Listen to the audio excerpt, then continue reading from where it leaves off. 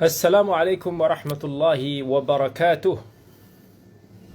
Waalaikumsalam warahmatullahi wabarakatuh. Ustaz, apa khabar? Alhamdulillah, apa khabar Kak, sihat? Assalamualaikum warahmatullahi wabarakatuh. Waalaikumsalam warahmatullahi wabarakatuh. Masya Allah. Ni Apa khabar Ustaz? Alhamdulillah, semua sihat. Okey. Syukur, alhamdulillah. Alhamdulillah. Assalamualaikum Ustaz. Waalaikumsalam warahmatullahi wabarakatuh. Ahlan wa sahlan. Wa marhaban. Malam ni Ustaz Reza tak boleh join kita, Ustaz. Itulah dia pun bagi tahu dia balik dah kan? Dia dah balik tadi. So tak adalah intro dalam bahasa Arab hari ni, malam ni. InsyaAllah tak apa. Kita bagi dia rest dulu. Nanti kita tanya lagi khabar dia. Anytime you are ready, we can start insyaAllah. Okey, insyaAllah. Baik. Bismillahirrahmanirrahim. Alhamdulillahi rabbil alamin. Wabihi nasta'in. Wassalatu wassalamu ala ashrafil anbiya'i wal mursalin. Wa ala alihi wa ashabihi ajma'in. Rabbi shrah li sadri. Wa yassir li amri. Wahlul uqdatan min lisani. Yafqahu qawli amma ba'd.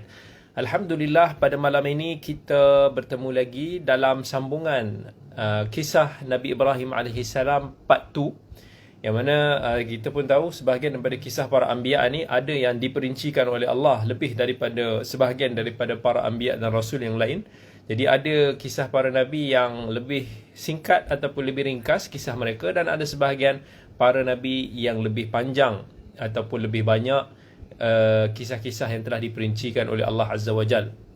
Dan pada siri yang lepas kita dah berbincang tentang kehidupan awal Nabi Ibrahim AS, macam mana Nabi Ibrahim start bermula untuk nak berdakwah kepada kaumnya, kepada ayahnya, dan beberapa apa yang disebutkan di dalam Al-Quran tentang hujah-hujah argumen-argumen Nabi Ibrahim AS bersama dengan kaumnya. Jadi insyaAllah pada malam ini seperti biasa kita akan bersiaran di live Facebook Gulukul Ihsan. Saya juga ada sharekan di Facebook saya sendiri, di page Kamilin Jamilin Sini Hadis, dan kita juga bersiaran secara live dengan sahabat-sahabat kita di IG, di live IG.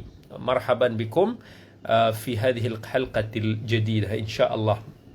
Jadi pada malam ni kita akan sambung lagi kisah Nabi Ibrahim alaihissalam yang seterusnya, iaitu hijrah, kisah Nabi Ibrahim alaihissalam berhijrah ke Syam. Okey, kita pun dah sebut pada minggu yang lepas bahawa Nabi Ibrahim alaihissalam ni dia asalnya daripada Iraq di kawasan Babylon. So dekat situ, daripada tempat kaumnya, selepas berlakunya kisah Nabi Ibrahim itu cuba dibakar oleh api, kemudiannya Nabi Ibrahim pergi ke satu tempat yang lain, dan kemudian Nabi Ibrahim AS pun mula untuk pergi ke Syam, especially ke bumi Palestin. Okay, apa kata Allah Azza wa Jal dalam sebuah firman yang Allah Azza wa Jal firmankan dalam suratul Ankabut? Allah kata, a'udzu billahi minasyaitanir rajim, bismillahirrahmanirrahim. Fa'amana lahu Lut wa qala inni muhajirun ila rabbi innahu huwal azizul hakim. ووهبنا له إسحاق ويعقوب وجعلنا في ذريته النبوة والكتاب وآتيناه أجره في الدنيا وإنه في الآخرة لمن الصالحين. Allah Azza wa Jalla kata, maka Lut, iaitu anak saudara kepada Ibrahim, membenarkan kenabian.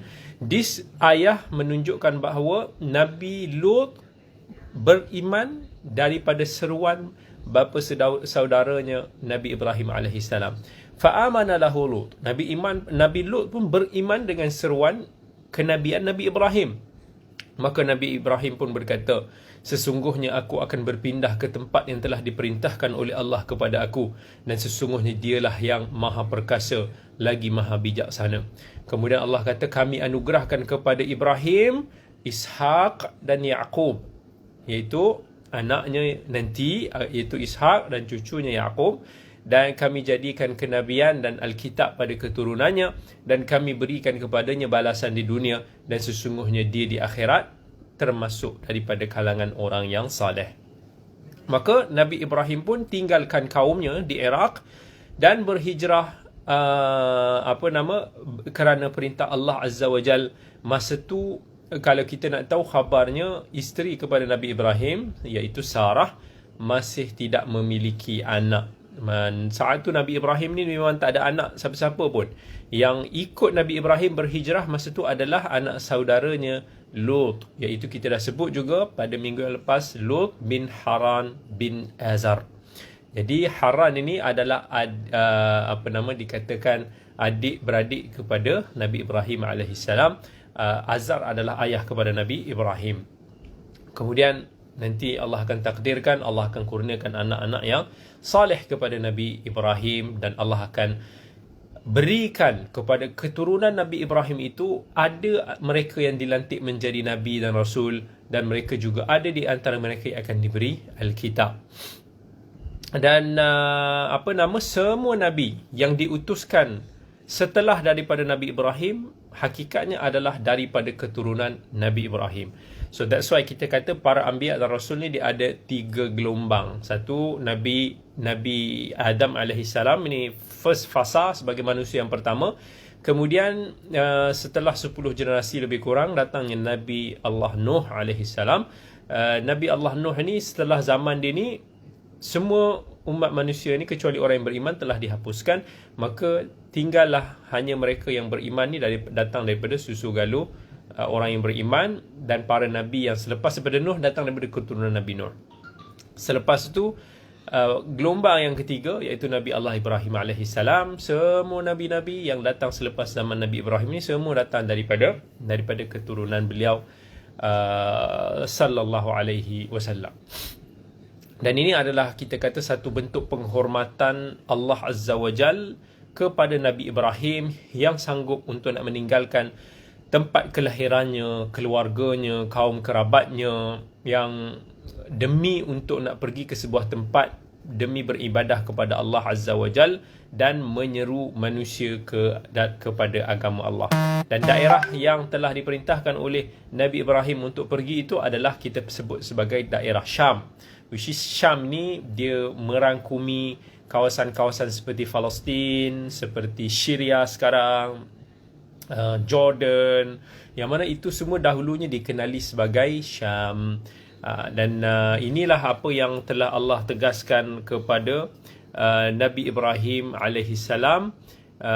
Allah kata ilal ardil lati barakna fiha, iaitu Nabi Ibrahim ini pergi berhijrah kepada sebuah negeri yang telah kami berkati. Kemudian walaupun daripada sudut keberkatan itu ada khilaf daripada pandangan ulama, ada yang mengatakan ia bermaksud Mekah, iaitu merujuk kepada nanti bila Nabi Ibrahim tinggalkan anaknya kepada isterinya Hajar itu di Mekah. Tapi ada juga kata ia bermaksud maksudnya adalah Baitullah ataupun Baitul Maqdis. Baitul Maqdis adalah bumi para anbiya dulu. Kemudian walaupun kat sana ada daripada sumber Israiliyat menerusi riwayat Ka'ab al-Ahbar yang kata bahawa bumi yang diberkati itu adalah Haran di Syam. Dan kita pun dah sebut sebelum ini daripada kalangan ahli kitab bahawasanya Ibrahim AS dikeluar daripada daerah Babylon dengan Nabi Allah Lut, anak saudaranya. Family dia juga Nahor dan juga isterinya Sarah, dan dikatakan isteri saudaranya iaitu Milka juga bersama-sama dengan rombongan Nabi Ibrahim ini keluar ke bumi Syam, dan mereka singgah di Haran, dan di sanalah ayah kepada Nabi Ibrahim, Azar ataupun Tarikh, meninggal dunia. And As-Suddi, dalam riwayat As-Suddi, seorang mufassir, dia mengatakan bahawa Nabi Ibrahim dan Nabi Lut ni pergi ke arah Syam. Dekat sana Nabi Ibrahim ni bertemu dengan Sarah. Dikatakan Sarah ni adalah puteri kepada pemimpin di Haran sana. Dan Sarah sendiri pun ada mengkritik agama yang dianuti oleh kaumnya, sehinggalah Nabi Ibrahim alaihissalam menikahinya kerana melihat Siti Sarah ni ada ciri-ciri orang-orang yang beriman. Dan dalam satu riwayat yang masyhur, Sarah ni adalah puteri kepada pakcik dia, iaitu puteri pakcik yang dinamakan juga dengan Haran, di mana yang kita kata kota Haran ini nisbah kepada lelaki tersebut. Tetapi ada juga yang mempertikaikan riwayat ini.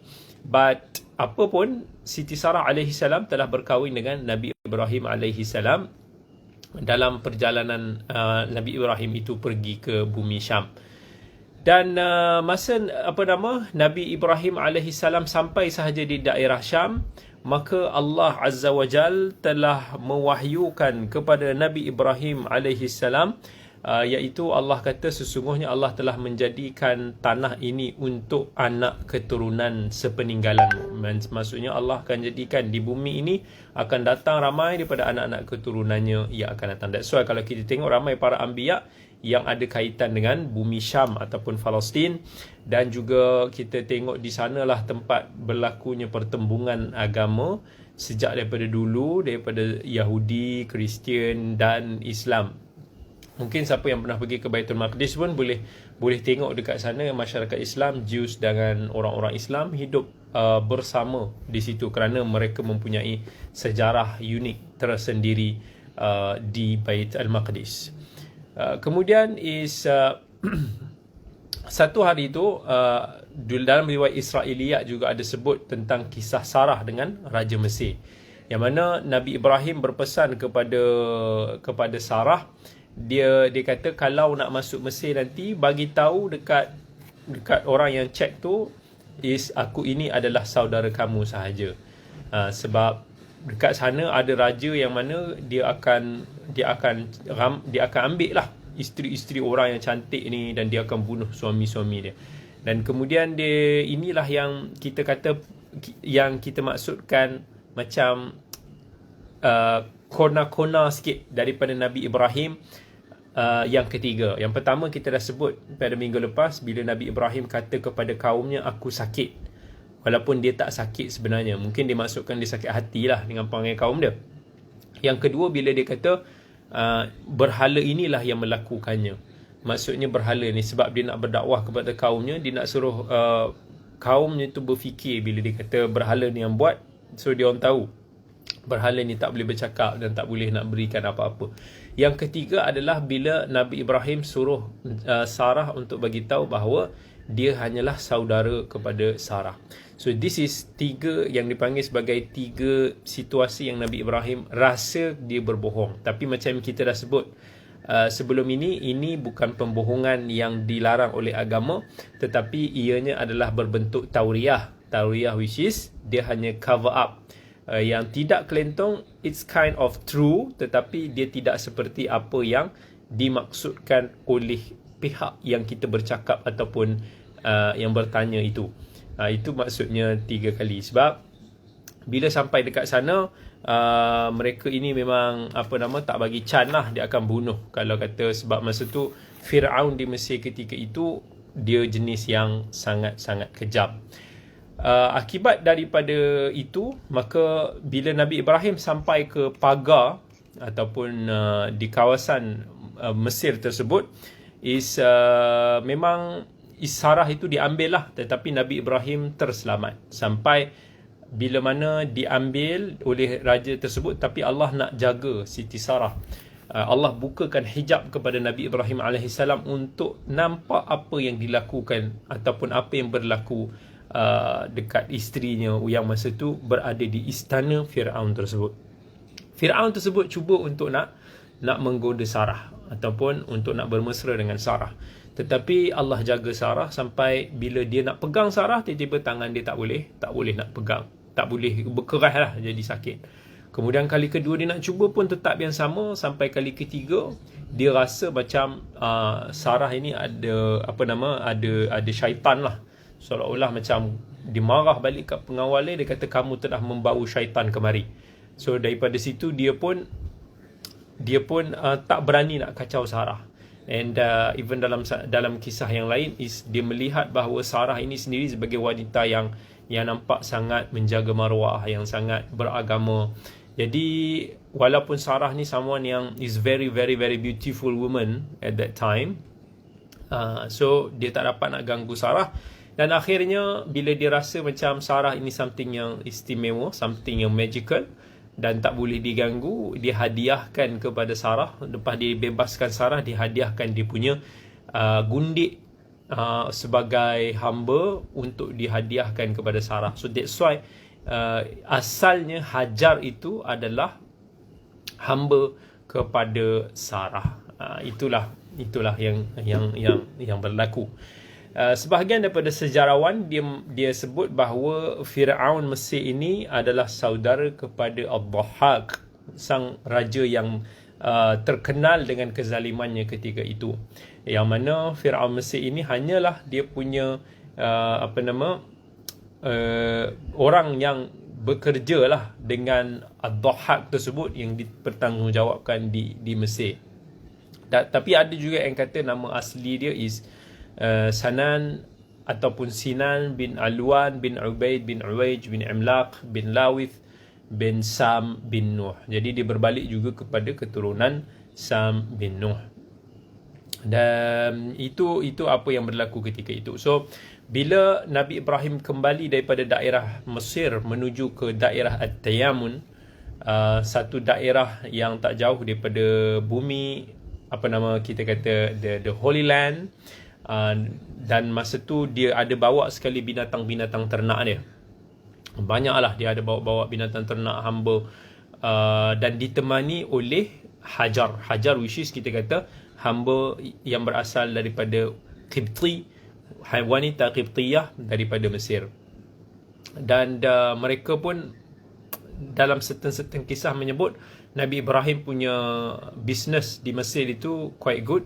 Nabi Ibrahim dan Nabi Lut sama-sama usahakan binatang ternakan mereka, perniagaan yang sangat baik, but perkara itu mungkin tidak berapa disenangi oleh kaumnya, dan akhirnya membuatkan Nabi Ibrahim dan Nabi Lut keluar daripada Mesir untuk kembali semula ke Palestin. Dan Nabi Lut juga telah diperintahkan oleh Nabi Ibrahim untuk pergi ke satu daerah yang disebut sebagai daerah Al-Ghawr.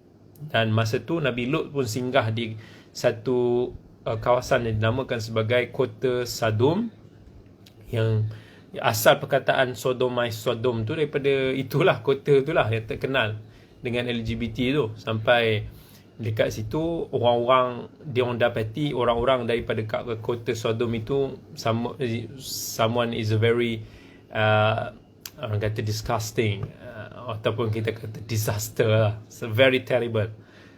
So di situlah akhirnya Nabi Lut alaihi salam pun stay, dan Nabi Ibrahim pun pergi di jauh sikit daripada situ, tapi still dalam bumi Palestin.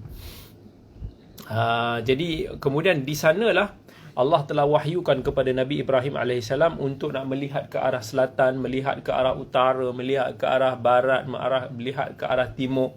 Dan Allah berikan khabar bergembira kepada Nabi Ibrahim bahawa semua daerah ini akan diduduki oleh anak keturunannya sampai akhir zaman.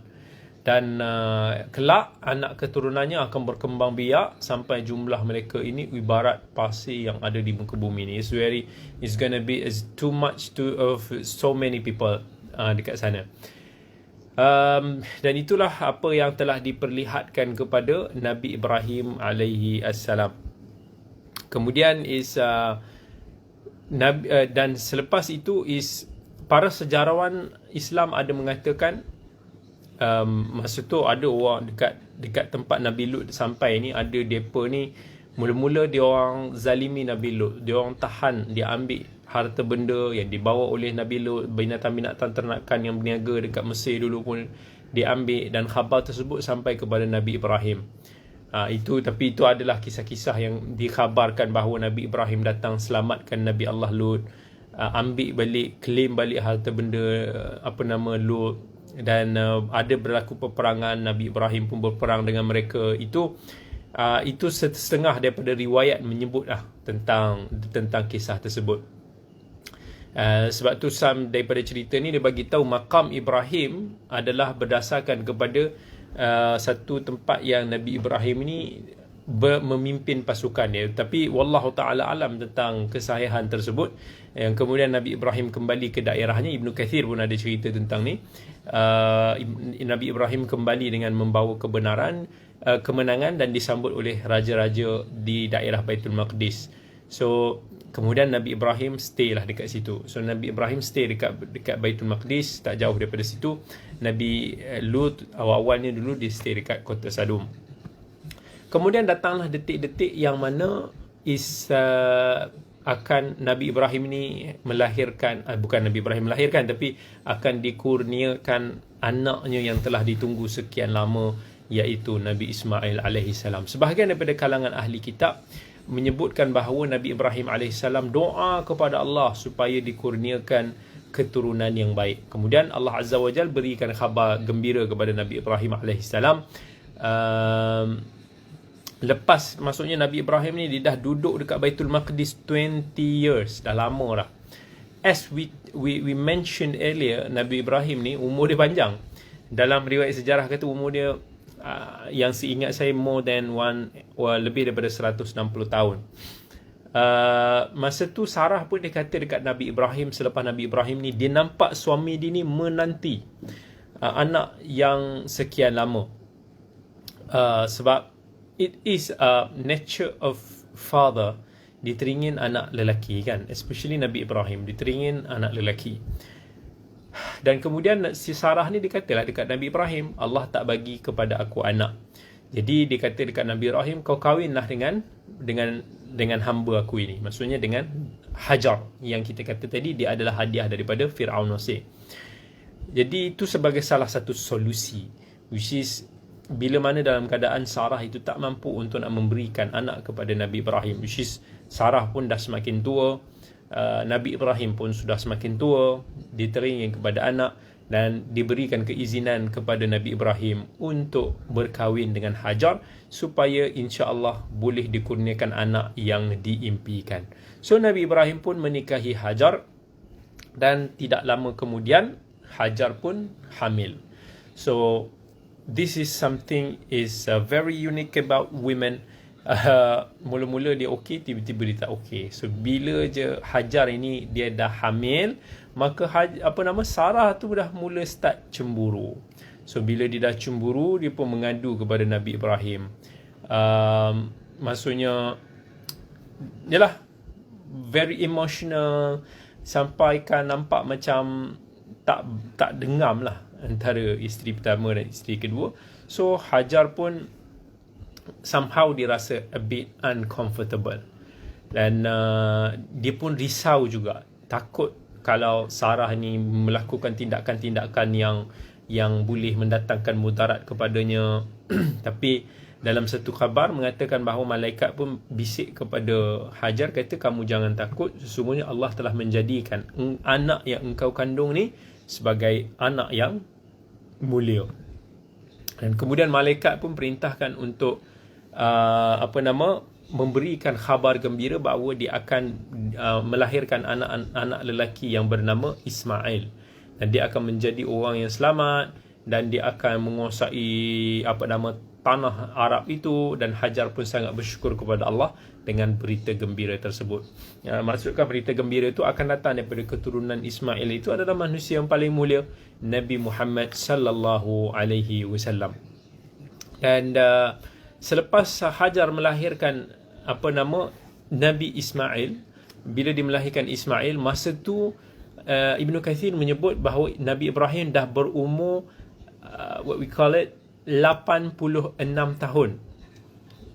86 tahun. Maybe for us it's very old, probably ataupun pada manusia at that era it's probably not so old. Mungkin dengan range usia kita sekarang like a 50 plus, something like that.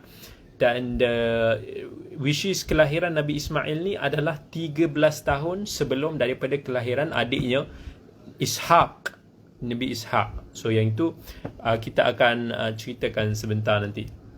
Dan bila sahaja Nabi Ismail lahir, maka Allah beritahu kepada Nabi Ibrahim AS tentang berita gembira tersebut, dan Nabi Ibrahim pun bersujud kepada Allah Nabi Ibrahim sujud kepada Allah, dia very sangat-sangat gembira lah dengan perkara tersebut. Kemudian Allah pun berfirman kepada Ibrahim, aku telah mengabulkan permohonanmu dengan lahirnya Ismail, dan aku telah melimpahkan keberkatan kepadanya, dan aku telah menambahkan, mengembangbiakkan keturunannya dengan jumlah yang sangat banyak, dan akan lahir darinya 12 pembesar yang kesemuanya aku jadikan sebagai pemimpin bangsa yang besar.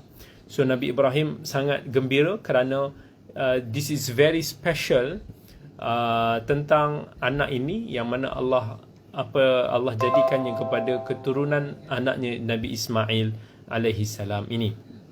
But bila Nabi Ismail lahir je, kecemburuan Sarah pun semakin menjadi-jadi. Sampai ke satu tahap dikatakan bahawa Hajar ni dia, saya tak tahu apa nak panggil, kononnya dia antara orang yang awal dulu memakai pedung ataupun entah apa istilah dia.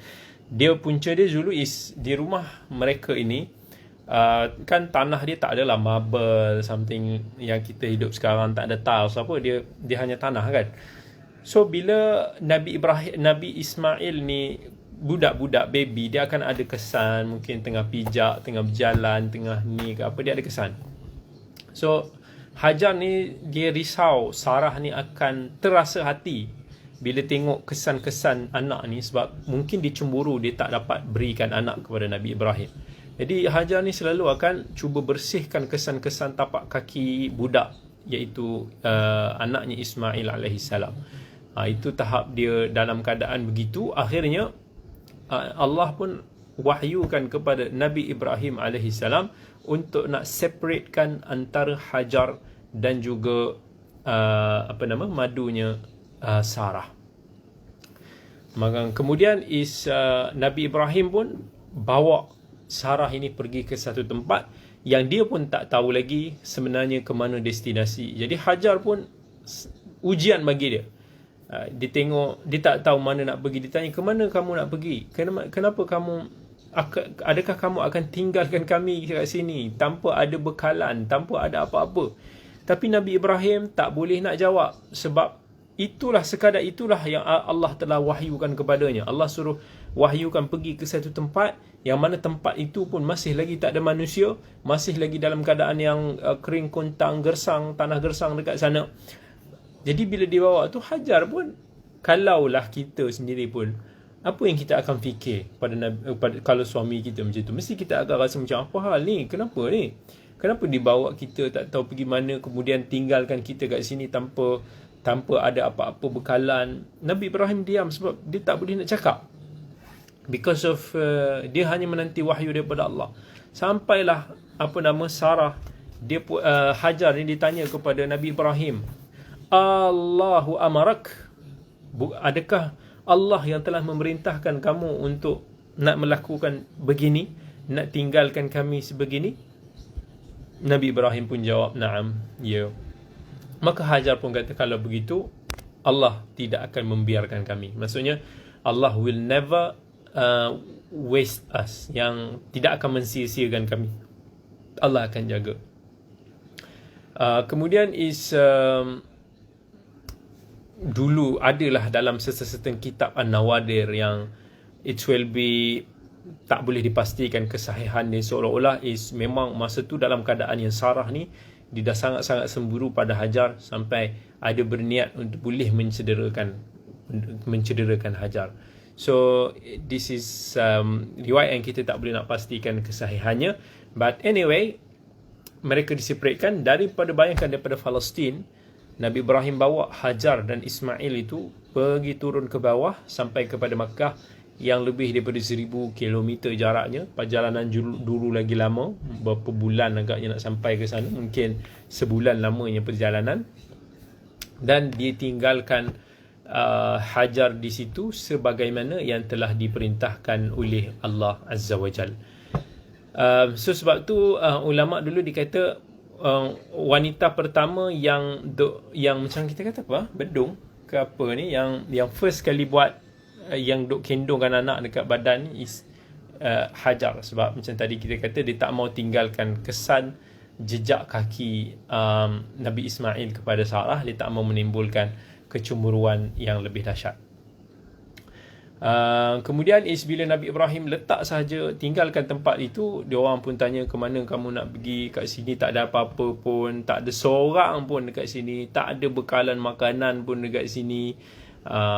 Dan bila tadi kita kata, bila Nabi Ibrahim bagi tahu ini adalah perintah daripada Allah, maka Hajar pun terima, dan Ibrahim pun melangkah pergi pulang semula ke bumi Syam tanpa menoleh ke belakang lagi. Dan dia berdoa, dia menghadap wajahnya ke langit, berdoa kepada Allah. Nabi Ibrahim alaihissalam, dia kata, Rabbana inni askantu min dhurriyyati biwadin ghairi dhi zar'in 'inda baitikal muharram Rabbana liyuqimus salah faj'al af'idatan minan nas tahwi ilaihim warzuqhum minats thamarat la'allahum yashkurun. Nabi Ibrahim doa, ya Allah, ya Tuhan kami, sesungguhnya aku telah menempatkan sebahagian daripada keturunanku ini di lembah yang tidak mempunyai tanaman-tanaman, yang berada dekat dengan Baitullah, rumah engkau ya Tuhan kami. So kat sini is satu petanda sebenarnya, is memang Kaabah itu sebenarnya sudah wujud sebelum daripada zaman Nabi Ibrahim. Dalam satu riwayat hadis menyebut yang pertama sekali membinanya adalah Nabi Adam, tetapi pada zaman Nabi Ibrahim ni dia dah hancur lah. Yang akan renew balik dia punya binaan adalah Nabi Ibrahim. Kemudian dia doa lagi, ya Allah, ya Tuhan kami, supaya jagalah mereka ini, supaya satu hari nanti mereka ini akan mendirikan salat. Jadikanlah hati mereka, sebahagian manusia ini cenderung sayang kepada mereka, dan berilah rezeki kepada mereka dalam bentuk buah-buahan, mudah-mudahan mereka akan bersyukur. So ibu Ismail alaihissalam, Hajar pun dia kembali menyusukan Ismail dalam keadaan yang sangat-sangat haus, sampaikan Nabi Ismail pun hentak-hentak kaki macam tantrum sikit lah kita kata kan. Dia merengek-rengek. Hajar pun pergi mencari air, tetapi tak bertemu dengan air di bukit-bukit yang kering kontang itu. Dia pergi ke Bukit Safa, dan bukit yang paling dekat dengan dia, sebut dia berdiri dekat Bukit Safa, dia pandang kat situ, mana tahu ada orang dekat sana sini, mungkin ada air ke, ada rumah ke, tapi tak ada siapa pun, tak nampak ada air pun. Memang tengah-tengah padang pasir sungguh. Dia pun berlari-lari anak sampai ke Bukit Marwah. Dia pun naik ke sana balik, tengok ada tak siapa-siapa kat belah sana. Tak ada juga. Dia pun lari balik pergi ke Bukit Safa 7 kali, macam yang kita buat masa umrah ataupun haji tu kan. Nampak jauh kan? Maksudnya nak lari 7 round tu pun dalam 3 km juga jauhnya. Jadi itu yang berlaku kan. Dan Ibnu Abbas radhiyallahu anhu kata dalam sebuah hadis, sebab itu manusia ni diperintahkan untuk melakukan ibadah sa'i sempena mengingati tentang apa yang menimpa ataupun ujian yang dilalui oleh Hajar alaiha assalam. Masa dia berada di Bukit Marwah, maka kat situ didengar satu suara yang menyuruh dia untuk diam. Kemudian Hajar cuba nak dengar suara tersebut, sampailah dia dengar ada suara itu kata dia akan mendapat pertolongan. Kemudian dia pun mendapati ada malaikat yang berada di dekat dengan Telaga Zamzam. Sekarang masa tu tak ada lagi Telaga Zamzam, dan malaikat tersebutlah sebenarnya yang kita kata mengaiskan dia punya sayap dia sampai keluarnya mata air daripada Telaga Zamzam itu, dan keluar sampaikan dalam sebuah hadis Nabi SAW kata, semoga Allah merahmati ibu Ismail sekiranya membiarkan Zamzam, ataupun sekiranya dia tidak menciduknya, nescaya Zamzam itu hanya mata air yang terbatas. Kemudian Hajar pun, so kita kat sini kita tahu ramai orang ingat air Zamzam tu keluar daripada hentakan kaki Nabi Ismail, tetapi bukannya hentakan kaki Nabi Ismail, tapi daripada malaikat yang telah membantu mengeluarkan air Zamzam tersebut. So Hajar pun segera lari pergi ke Telaga Zamzam tersebut. Dia minum air Zamzam tu dan dia susukan anak dia. Dan malaikat pun kata kepada Hajar, jangan takut, engkau tidak akan disia-siakan. Di sinilah kelak akan terletaknya Baitullah yang akan dibangunkan oleh anak ini dan ayahnya. Sesungguhnya Allah tidak akan menyia-nyiakan kekasihnya. Dan kalau kita tengok dulu Baitullah ataupun Kaabah ini, dia tempat dia agak tinggi sikit daripada kawasan permukaan tanah. Sebab dan masa tu boleh kata sering jugalah terjadi banjir yang boleh mengikis sebahagian daripada shape sebenar Baitullah. Kalau kita ingat kisah Nabi SAW masa umur dia around 35, kan ada berlaku juga banjir yang mana telah merobohkan sebahagian besar construction Baitullah tu kan, yang peristiwa Nabi letakkan Hajar Aswad tu kembali ke tempat dia tu. Dan itu berlakulah sebelum itu beberapa kali banjir yang telah merobohkan Kaabah tersebut. Sampai kita kata pernah, maksudnya terkikis lama lah Baitullah ni, sampai satu hari ni datang kelompok daripada Bani Jurhum, yang kita ceritakan dia datang daripada Yaman. Dia lalu masa tu kebetulan dekat Mekah. Bila didapati kat situ ada air mata, air Zam-Zam, dia boleh dapat daripada burung-burung kan. Burung-burung pun datang minum. So dia tahu dekat situ macam ada mata air. Dia follow burung tersebut dan didapati ada mata air. Di situ ada seorang wanita, seorang ibu, itulah Hajar, dan juga seorang budak. So kebetulan Bani Jurhum ini dia memang nak mencari air dekat kawasan tersebut, sebab mereka pun sedang bermusafir, mencari-cari tempat. Dan dia pun tengok ada wanita itu, iaitu Hajar. Dia pun minta izin kepada Hajar untuk nak minum air Zam-Zam ni. Dan Hajar pun bagi tahu, boleh kalian minum, tetapi kalian tidak berhak untuk nak memiliki air ni. Maksudnya air ini adalah milik kami. Dan itulah, kat situlah saat mulanya Bani Jurhum pun menjadi kawan kepada Hajar Ismail kat situ. Dia take care ibu, dia tengok anak-anak ni. Dia pun minta izin untuk nak duduk dekat kawasan mata air ni. So di situ kira automatically Hajar bersama dengan kabilah Bani Jurhum yang datang berpindah ke sana. Bani Jurhum, which is kabilah asal bahasa Arab, yang mereka ini berbahasa Arab. Nabi Ismail, if I'm not mistaken, dia bercakap bahasa yang sama dengan ayahnya dulu, bahasa Syrian. Sebelum bila dia masa tapi dia kan baby masa tu. Nabi Ibrahim ni bukan bercakap bahasa Arab, tetapi Bani Jurhum ni kita kata dia daripada suku Ya'rab bin Qahtan. So daripada Arab, bangsa pure Arab, pure asli ni, mereka ini duduk dekat kawasan tersebut. Jadi Nabi Ismail pun membesar dan belajar bahasa Arab daripada Bani Jurhum tersebut. Sampailah Nabi Ismail semakin dewasa, semakin besar, dan Nabi Ismail pun bernikah dengan wanita daripada Bani Jurhum. Akhirnya ibu kepada Nabi Ismail, Hajar, pun wafat. Maka datanglah Nabi Ibrahim setelah Nabi Ismail menikah. Ibrahim bila dia datang, dia nak tengok anak dia Ismail, tapi dia tak dapat bertemu dengan Nabi Ismail sebab dia tengah keluar. So dia tanya kepada isteri dia tentang, masa tu dia singgah dekat rumah Ismail, ada isteri Nabi Ismail. Dia tanyalah. Jadi isteri Nabi Ismail ni kata suami dia keluar mencari nafkah. Kemudian Nabi Ibrahim pun dia tanyalah tentang macam mana keadaan rumah tangga ni semua. Isteri dia cuma mengadu je lah. Dia kata kami ni hidup macam biasa, kami ni hidup susah, komplain sana komplain sini. Dan Nabi Ibrahim pun cakap dekat isteri dia, kalau suamimu balik nanti, sampaikan salam aku kepada dia dan katakan kepadanya supaya gantikan pintu rumahnya. Jadi bila Nabi Ismail balik, maksudnya Nabi Ibrahim dia tak tunggu dia balik. So masa Nabi Ismail datang, dia ada feel something.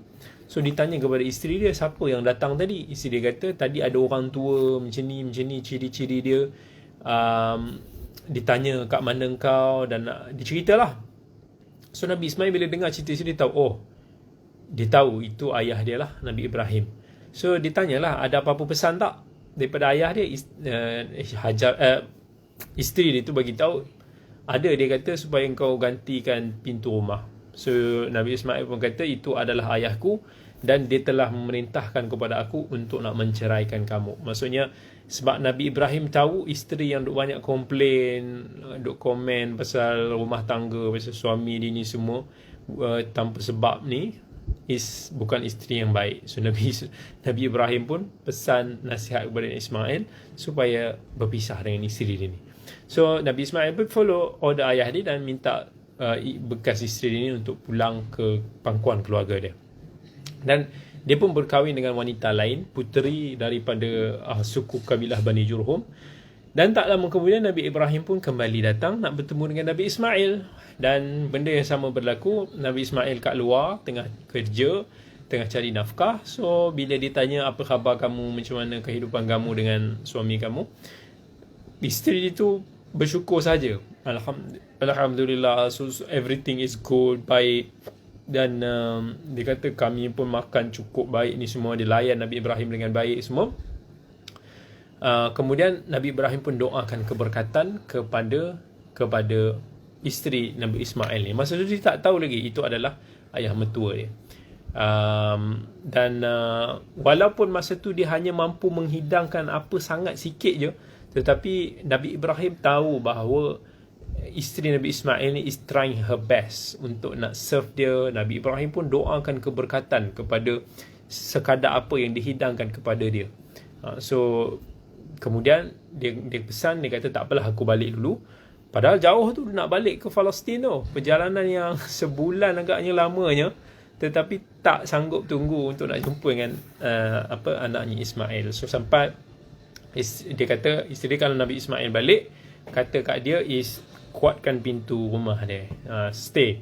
So bila Nabi Ismail balik, dia tanya macam ada orang datang tadi. Dia kata ya, ada orang tua begini.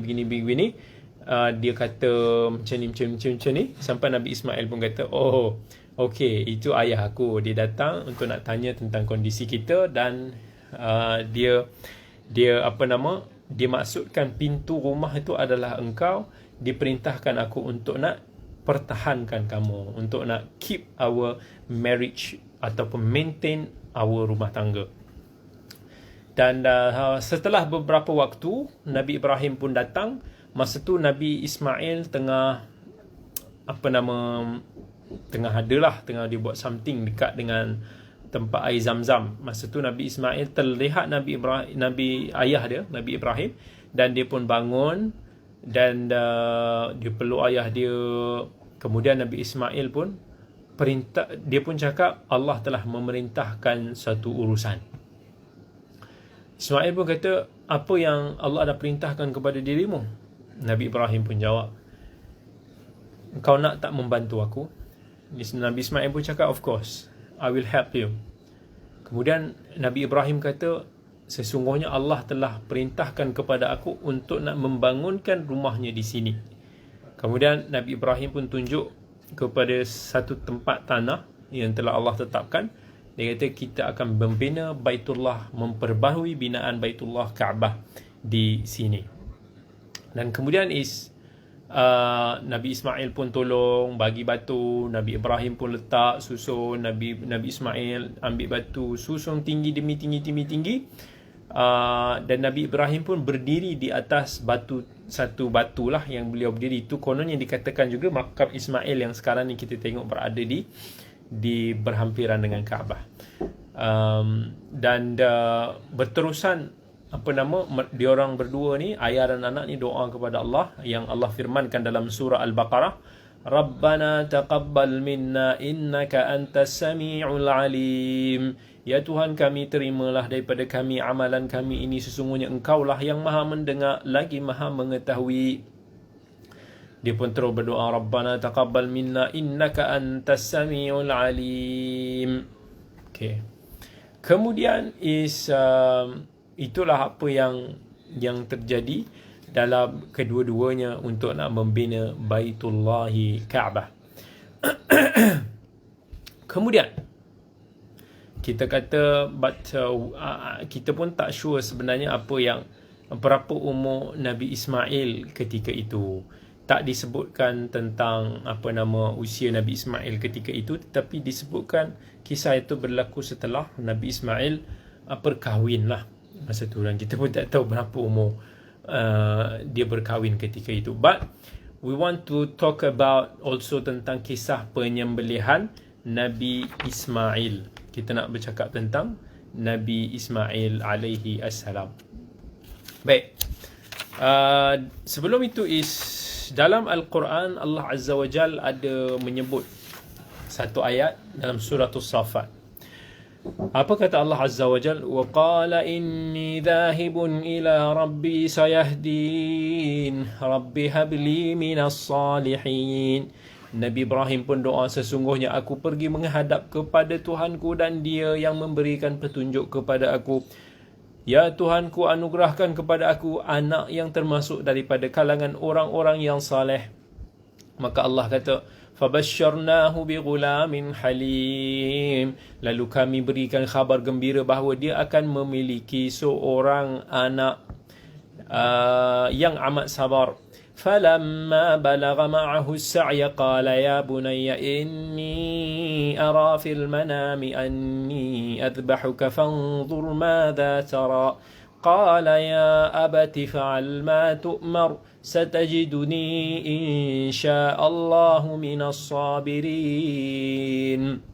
Bila anak itu sampai kepada satu usia, maka Allah perintahkan kepada Nabi Ibrahim untuk berkata kepada anak dia, wahai anakku, sesungguhnya aku melihat dalam mimpi bahawa aku menyembelihmu, maka apa pandanganmu? Dan dia menjawab, wahai ayahku, kerjakanlah, lakukanlah apa yang telah diperintahkan kepadamu. InsyaAllah kamu akan mendapati aku daripada kalangan orang-orang yang bersabar. فَلَمَّا أَسْلَمَا وَتَلَّهُ لِلْجَبِينِ وَنَادَيْنَاهُ أَنْ يَا إِبْرَاهِيمُ قَدْ صَدَّقْتَ الرُّؤْيَا إِنَّا كَذَلِكَ نَجْزِي الْمُحْسِنِينَ إِنَّ هَذَا لَهُوَ الْبَلَاءُ الْمُبِينُ. Bila kedua-duanya telah berserah diri dan Nabi Ibrahim pun dah baringkan anaknya untuk nak menyembelih anaknya itu, maka kami pun panggil, wahai Ibrahim, sesungguhnya engkau telah membenarkan mimpimu, sesungguhnya demikianlah kami memberikan balasan kepada orang-orang yang berlaku baik, dan ianya adalah satu ujian yang berat dan nyata bagimu. وَفَدَيْنَاهُ بِذِبْحٍ عَظِيمٍ وَتَرَكْنَا عَلَيْهِ فِي الْآخِرِينَ سَلَامٌ عَلَى إِبْرَاهِيمَ كَذَلِكَ نَجْزِي الْمُحْسِنِينَ إِنَّهُ مِنْ عِبَادِنَا الْمُؤْمِنِينَ. Maka apa Allah Azza wa Jalla sebut kepada Nabi Ibrahim, dan kami gantikan anak itu dengan seekor sembelihan yang besar, dan kami abadikan, kami jadikan Ibrahim itu pujian yang baik di kalangan orang-orang yang kemudian salam sejahtera dilimpahkan ke atas Ibrahim. Demikianlah kami memberikan balasan kepada orang-orang yang berbuat baik, sesungguhnya ia termasuk daripada hamba kami yang beriman. Kemudian Allah kata, وَبَشَّرْنَاهُ بِإِسْحَاقَ نَبِيًّا مِنَ الصَّالِحِينَ وَبَارَكْنَا عَلَيْهِ وَعَلَى إِسْحَاقَ وَمِنْ ذُرِّيَّتِهِمَا مُحْسِنٌ وَظَالِمٌ لِنَفْسِهِ مُبِينٌ. Dan kami berikan khabar gembira kepada kelahiran Ishak, seorang Nabi yang termasuk daripada kalangan orang yang saleh. Kami limpahkan keberkatan ke atasnya dan ke atas Ishak. Dan di antara anak cucunya ada yang berbuat baik dan ada pula yang zalim terhadap diri mereka sendiri dengan nyata. Jadi Allah Azza wa Jal sebutkan kisah ini, kisah tentang macam mana Nabi Ibrahim diperintahkan untuk nak menyembelih anaknya ini. Dan ini termasuk daripada punca ataupun satu peristiwa yang very symbolik yang membuatkan pada sampai hari ini, pada hari raya Kurban, kita akan udhiyah. Kita akan menyembelih binatang korban sempena kepada ingatan Allah, sempena kepada Nabi Ibrahim AS. But there are something that I want to tell you about, yang bila Allah Azza wa Jalla sebut dalam Quran tadi, apa Allah kata? وَتَرَكْنَا عَلَيْهِ فِي الْآخِرِينَ سَلَامٌ عَلَى إِبْرَاهِيمَ. Allah kata kami telah tinggalkan Ibrahim itu menjadi sebutan yang baik kepada orang-orang selepasnya. Salam sejahtera ke atas Nabi Ibrahim. Kerana Allah makbulkan doa Nabi Ibrahim AS ini, maka sampai kepada hari ini, kalau kita tengok, Allah Azza wa Jal maintainkan banyak daripada amalan-amalan yang simbolik daripada Nabi Ibrahim AS untuk kita lakukan. Sebab bila kita lakukan benda ini, kita akan ingat kepada Nabi Ibrahim. Itu yang dimaksudkan dengan sebutan yang baik. Allah jadikan Nabi Ibrahim ini sebutan yang baik kepada orang-orang lain selepas daripada engkau, termasuk daripada kalangan kita umat Islam ini. Dan bukan hanya orang Islam ini sendiri, tetapi Nabi Ibrahim ni adalah sebutan yang baik kepada kalangan orang-orang Jews, orang-orang Kristian. Even orang Kristian dan Yahudi sendiri pun cuba nak claim Nabi Ibrahim itu adalah Nabi mereka. Tetapi Allah Azza wa Jal bidas di dalam Al-Quran. Allah kata, Ma kana Ibrahim Yahudiyya wala Nasraniya walakin kana hanifan musliman wa ma kana minal musyrikin. Bukanlah Nabi Ibrahim itu daripada kalangan orang Yahudi, bukanlah daripada kalangan orang Kristian, tetapi dia adalah seorang yang musliman, seorang yang hanifan, yang seorang yang Allah kata dia adalah di atas syariat Islam. Kemudian sebutan yang baik ini, if kita perhatikan, tengok daripada amalan-amalan agama kita sendiri. Hajinya, haji itu adalah daripada simbolik daripada kisah Nabi Ibrahim AS. Raya haji, kita berkorban, simbolik daripada Nabi Ibrahim. Lari Safa dan Marwah, simbolik daripada agama ataupun daripada seruan Nabi Ibrahim AS. Anything about haji is simbolik kepada Nabi Ibrahim AS. Belum lagi kalau kita tengok macam mana Allah kekalkan kita ini menyebut Nabi Ibrahim dengan baik. Kita berdoa untuk Nabi Ibrahim. Perasan tak dalam setiap daripada solat kita tahiyat akhir, kita akan doa untuk Nabi Ibrahim. Allahumma salli ala Muhammad wa ala ali Muhammad kama sallaita ala Ibrahim wa ala ali Ibrahim wa barik ala Muhammad wa ala ali Muhammad kama barakta ala Ibrahim wa ala ali Ibrahim fil alamin innaka Hamidum Majid. Itu yang kita kata sebagai salawat Ibrahimiyah, yang yang ada di akhir ataupun di hujung solat kita. Kita doa, kita salawat, kita doakan keberkatan Nabi Ibrahim AS. Dan itu semua merupakan sebahagian daripada sebutan yang baik kepada Nabi Ibrahim. Dan ini mafhum daripada apa yang Allah kata, kami telah tinggalkan Nabi Ibrahim ini menjadi sebutan yang baik kepada generasi yang selepas daripadanya. So itulah kelebihan, keunikan Nabi Allah Ibrahim, hasil daripada kesabarannya. Bayangkan nak diuji untuk nak sembelih anak sendiri, dan anak itu pula langsung tak ada bangkangan, terima sahaja. Kalau kata apa yang telah Allah perintahkan without any question. Kalau tak, kita akan fikir apa hal kena pergi sembelih anak. But itu semua adalah hanya ujian yang Allah nak uji keimanan seorang Nabi Allah Ibrahim. Tetapi itu khas untuk Nabi dan Rasul, sebab mereka ini ada sumber wahyu yang memelihara. Kita ni jangan pandai-pandai.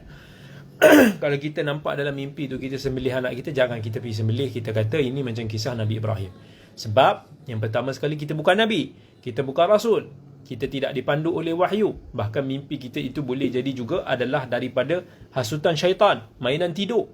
So jangan kita menjadikan mimpi ini sebagai hujah kita. Beza antara kita dengan para Nabi. Para Nabi itu wahyu diturunkan, salah satu daripada caranya adalah melalui mimpi. So jangan sama sekali kita jadikan mimpi ini sebagai hujah kita. Ramai orang daripada kita sekarang ni, mimpi itulah yang kita jadikan sumber syaitan. Macam mana kau boleh dapat amalan zikir ni? Sebab aku dalam mimpi tu aku berjumpa dengan someone, dia ajar aku mimpi ni. Sebab mimpi ini something yang you cannot prove it. You cannot prove it. Even if I tell you something about my dream, even you cannot tell me which it is true or not. It's up to me. If I lie to you, probably mungkin ada orang yang akan percaya. Tetapi sebab tu mimpi ini ulama tidak jadikan sebagai satu sandaran hukum. Hanya sekadar nak buat sembang, nak buat macam happy-happy sikit, it's okay. Tetapi jangan sesekali kita jadikan mimpi itu sumber untuk nak kita buat sesuatu amalan, untuk kita tambah kurang syariat kita. Sebab mimpi itu tiada pembuktian yang jelas. Kalau ada dalam buku ni, kita boleh check. Kalau ada dalam mana-mana tempat, kita boleh semak. Tetapi mimpi, kita bedah otak dia pun kita tak boleh nak check kan. Sebab tu jangan pandai-pandai kata, oh kenapa hadis ni sahih? Sebab aku mimpi kata hadis ni sahih. No.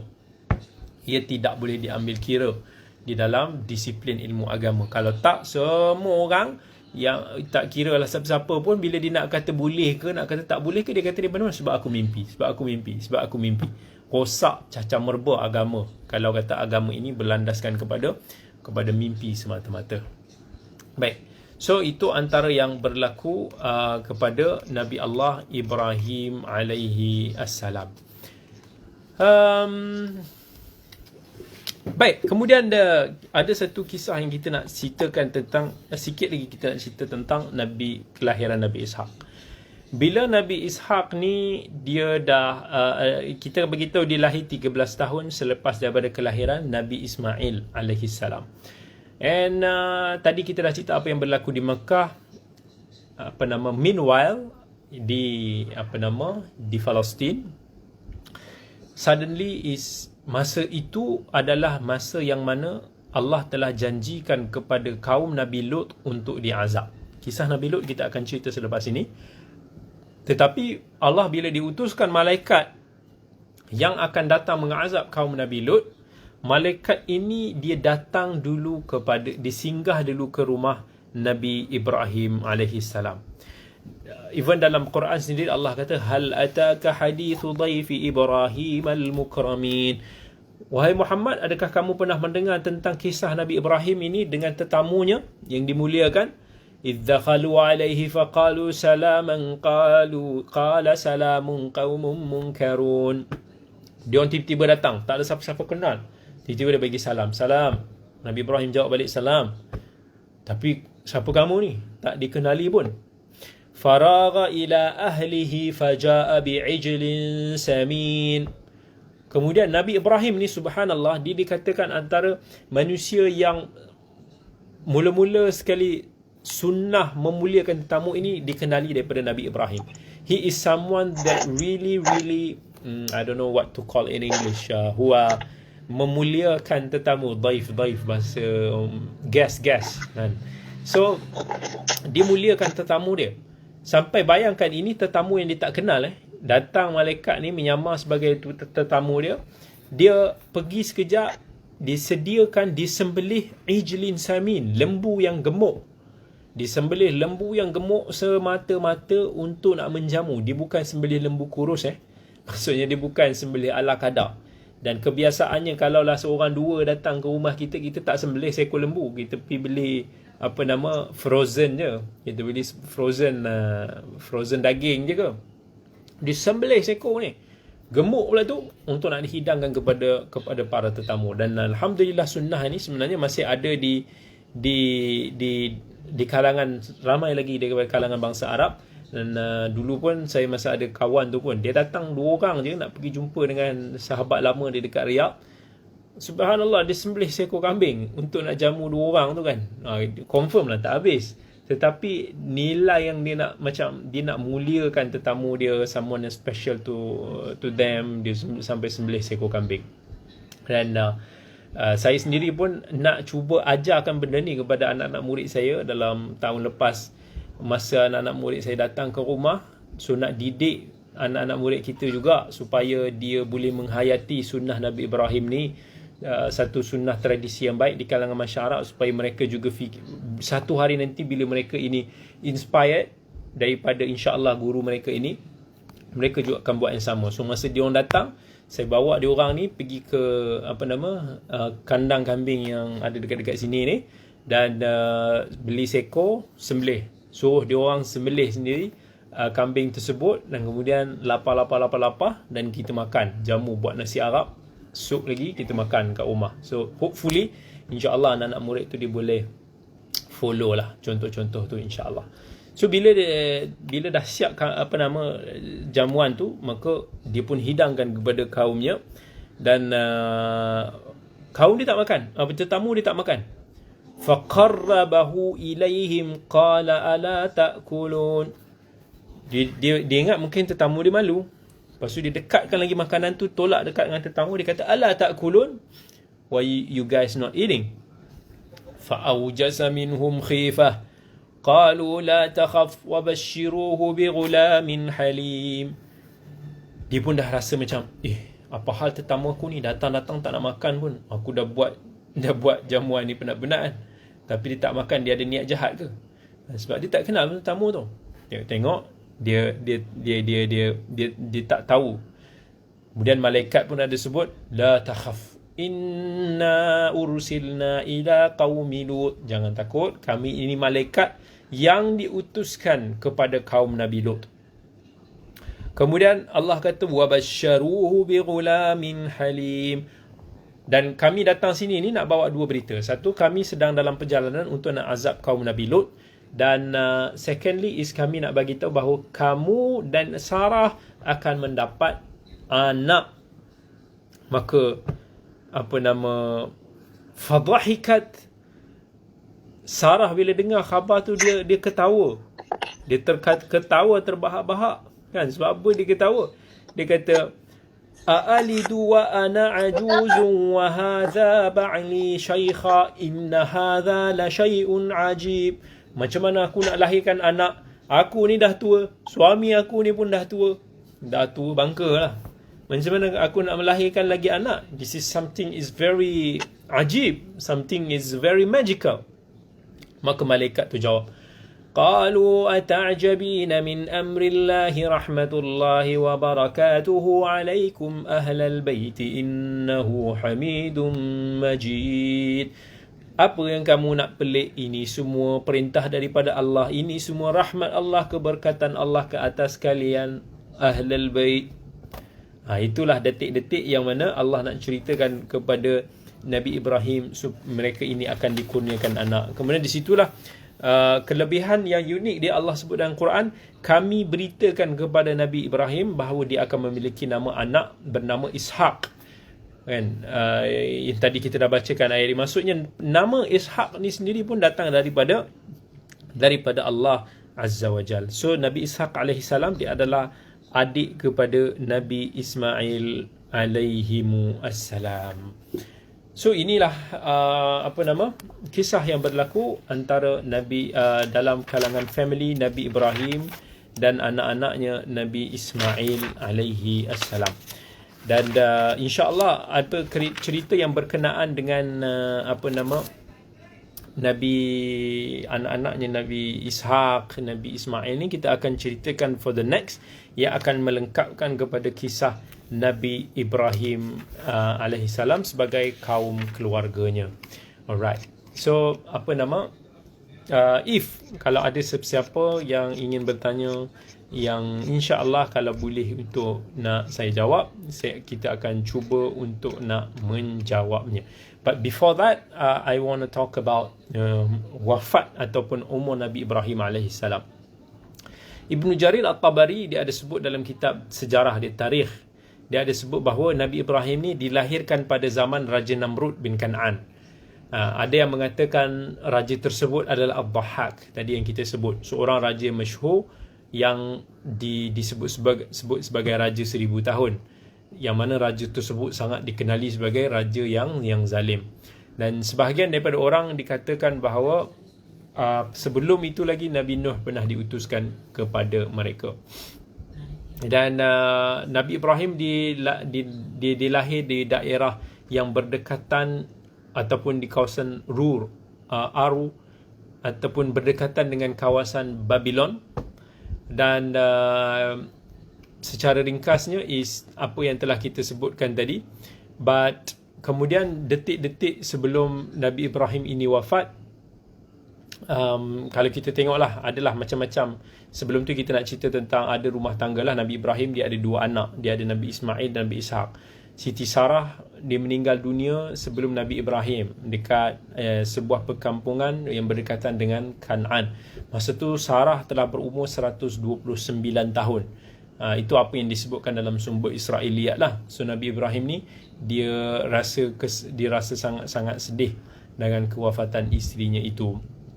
Kemudian Nabi Ibrahim juga ada melamarkan untuk anaknya Ishaq untuk bernikah dengan wanita bernama Rifqah, yang mana kemudian Nabi Ibrahim AS juga dalam sumber Israiliyat mengatakan bahawa dia ada mengkahwini wanita bernama Qaturah dan melahirkan anak-anaknya, antaranya Zamran, Yaqshan, Madan, Madian, Shiqaq dan Syuh. Dan mereka sebutkan bahawa anak-anak Qaturah tersebut tidak memiliki anak-anak sama sekali. So kalau daripada riwayat ni, sudah datang daripada mana? Orang yang mengatakan bahawa orang Melayu ni datang daripada isteri ketiganya, iaitu Qaturah.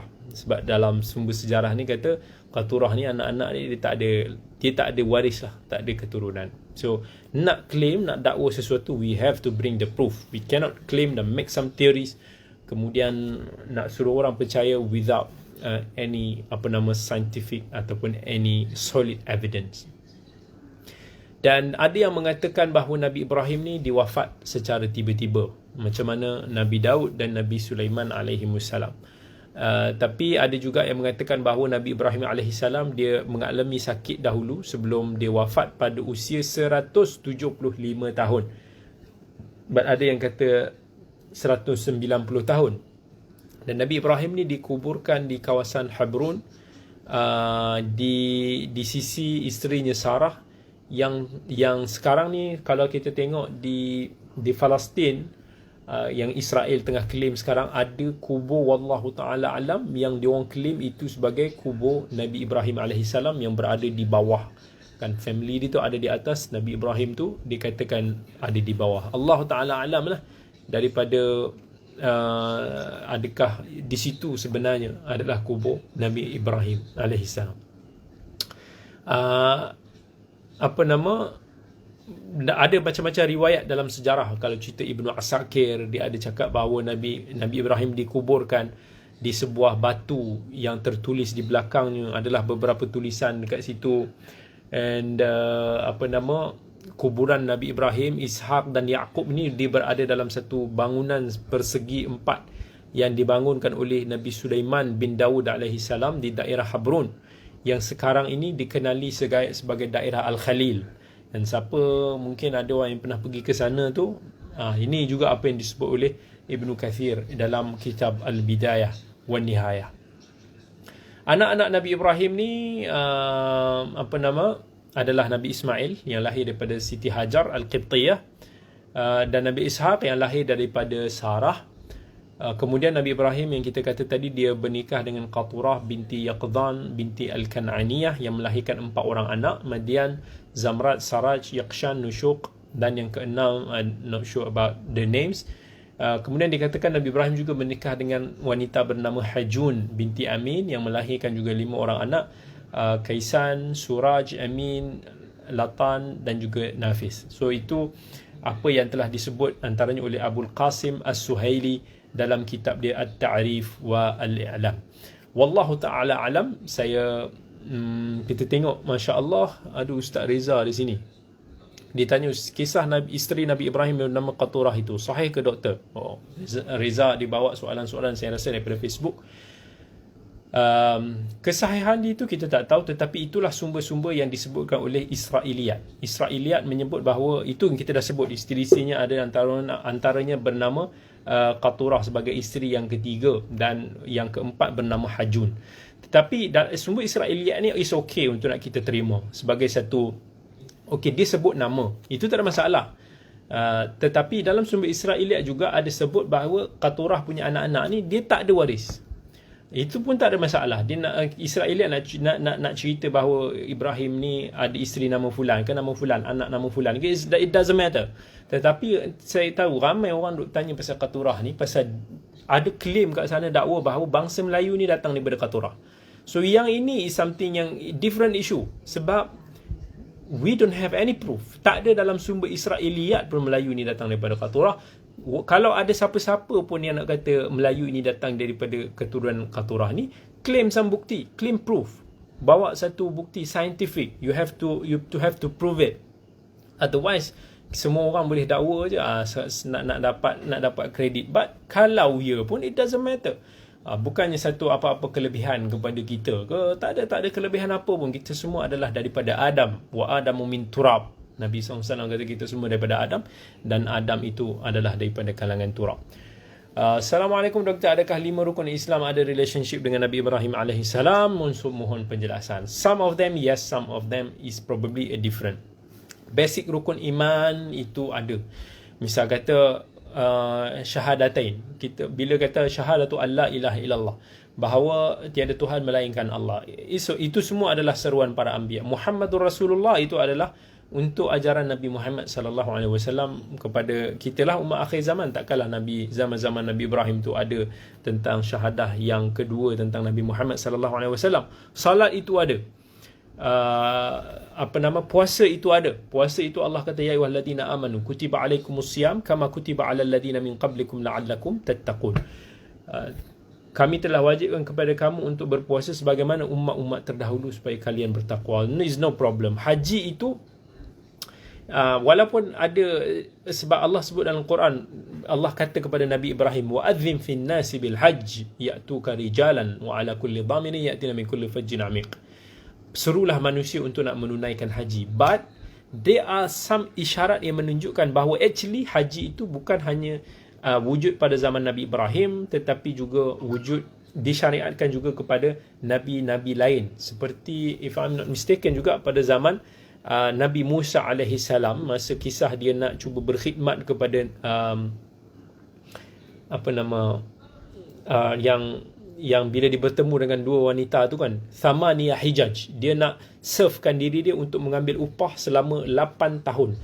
Istilah tahun tu digunakan perkataan Hijaj, maksudnya 8 tahun 8 haji, 8 kali haji yang diukur haji ni sekali setahun. So dekat sana ada isyarat bahawa syariat haji ini masih lagi diteruskan walaupun dia bermula daripada Nabi Ibrahim. So kita kena faham bahawa sebahagian daripada basic rukun basic iman ni semua sama. Ini adalah suruhan para anbiya dan rasul. Tapi manhaj ataupun kita kata syariat agama itu boleh jadi berbeza di antara satu agama lain mengikut zaman dan keadaan. Sebab tu Allah kata dalam Quran, walikullin ja'alna minkum syir'atan wa minhaja. Setiap daripada umat itu dia ada satu syariat dan manhaj tersendiri. For example, mungkin kaedah untuk nak melakukan serta-serta amalan itu ada berbeza daripada umat kepada umat yang lain. Pada zaman Nabi Musa alaihi salam kan, bila mana kaum Nabi Musa itu menyembah patung bernama patung yang dibuat oleh Samiri, maka kat situ cara nak bertaubat Allah kata bunuh antara satu sama lain. So cara mereka bertaubat tu dia orang kena mati. Dia kena bunuh each other untuk nak bertaubat. Tapi untuk umat Muhammad, Allah rahmati kita nak bertaubat tak perlu sampai untuk nak membunuh, untuk dihukum bunuh, tetapi cukup untuk nak kita berdoa bertaubat antara kita dengan Allah. So that is maybe a bit different antara satu syariat tu, mungkin ada antara satu sama lain, dan Nabi Muhammad adalah ending penutup syariat yang kena semua. Allah telah wa anzalna 'alaikal kitaba bil haqqi musaddiqan lima baina yadayhi minal kitabi wa muhaiminan 'alaih. Al-Quran ini adalah muhaimin, yang akan menentukan, yang akan merumuskan, yang akan ubah balik apa yang syariat-syariat sebelumnya. Must follow syariat Al-Quran. Kemudian is okey, ada tanya Ustaz, apakah peranan Ibnu Sirin yang terkenal sebagai penterjemah mimpi itu jika kita tidak digalakkan mempercayai mimpi?